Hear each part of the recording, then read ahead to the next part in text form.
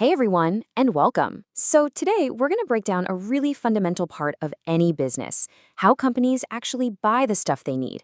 It's called the purchase order process. And by the end of our time together, you'll have a really solid grasp of all the key steps, and you'll pick up some super useful English vocabulary for your future career. So, here's a quick look at our game plan. We'll kick things off with a basic introduction. Then, we'll walk through the standard 7-step process. After that, we'll get into the nitty-gritty of the paperwork, talk about contracts and money, and finally, we'll cover how companies handle the delivery and payment once the order is made. All right, let's kick things off with our first section, an introduction to purchase orders. So what is this whole purchase order process anyway? Well, you can think of it as the official playbook a company uses whenever it needs to buy something. It all starts the moment someone says, "Hey, we need this," and it doesn't end until that item is delivered and the final bill is paid. You'll see a key word here, procurement. It sounds fancy, but it just means the business of buying things. Okay, so when a company goes shopping, they're usually looking for two different kinds of things. First, you have direct procurement. Think about a car company, right? They need steel, tires, glass, all the raw materials to actually build the car. That's direct. On the flip side, you have indirect procurement. This is all the other stuff a business needs to run, like office supplies, new computers, or cleaning services. Okay, now that we've got the basics down, let's zoom out and look at the whole journey from start to finish. Here's section 2, the standard 7-step process. So this is basically the roadmap for any purchase. It all kicks off with step 1, someone realizing, hey, we need something.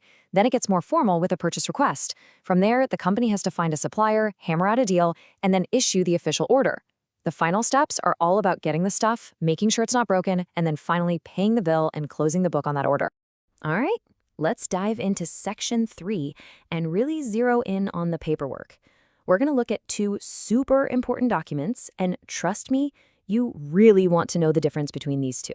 First up, we have the purchase requisition. Now, if there's one word you remember from this slide, make it internal. Why? Because this document never, ever leaves the company. It's just a form an employee fills out to ask their boss, hey, can I please have permission to buy this? It's a request, not a done deal. Now, that is completely different from a purchase order, which you'll often hear called a PO. This is the official form that gets sent outside the company to the actual seller. And here's the kicker. A PO is a legally binding document. We're talking about a serious, formal contract here. Once the seller accepts it, both sides have to follow through. And this is great because you can actually see the difference right here. See on the left, the purchase requisition is pretty simple. Right? It's just for internal chats. But look at the purchase order on the right. It's way more detailed and formal, with spaces for the vendor, shipping info, and all the legal terms. That's because it's a real contract.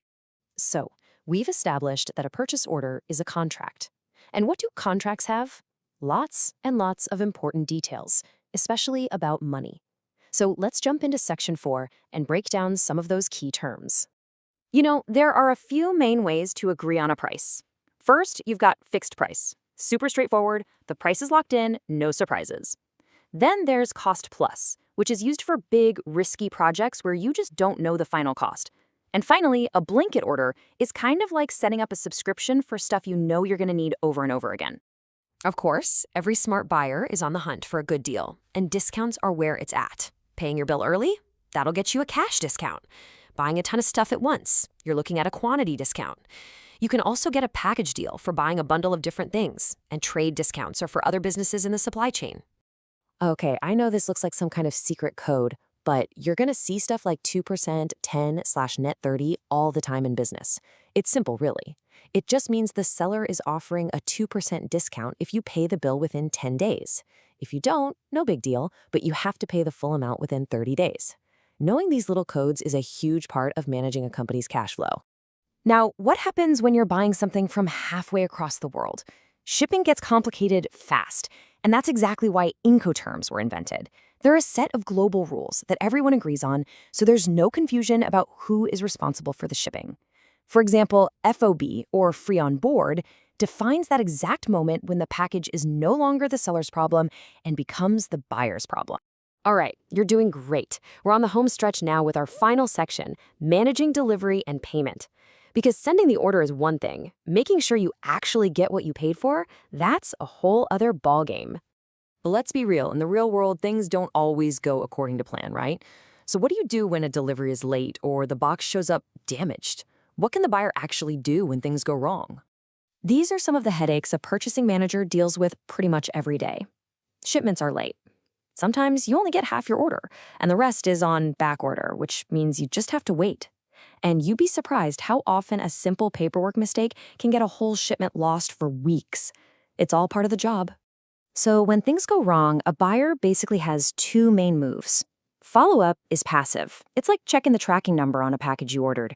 You're just watching. But expediting, that's active. That's when you get on the phone and say, "Hey, where's my stuff? We need it now." It's all about pushing to get that delivery moving faster. So the delivery truck finally pulls up. But the job's not done yet. The team in the warehouse will use the packing list from the box to check if everything's there. Then they'll create their own internal receiving report. And that report is super important because it gets matched against the invoice before anyone pays a single dollar. And of course, using barcodes makes this whole process way faster and helps prevent mistakes. Now, you can probably guess that doing all of this with paper is kind of slow. So today, companies have much cooler tools. For small things, an employee might just use a P-card, which is basically a company credit card with specific rules. And for the big stuff, a lot of companies have e-procurement software that puts this entire process online. And that, everyone, is the purchase order process in a nutshell. But I want to leave you with a final question to chew on. With technology like AI getting smarter and smarter, what does the job of a purchasing manager even look like in 10 years? What skills do you think will matter most when a computer can handle all the paperwork? Something to think about. Thanks so much for joining me today.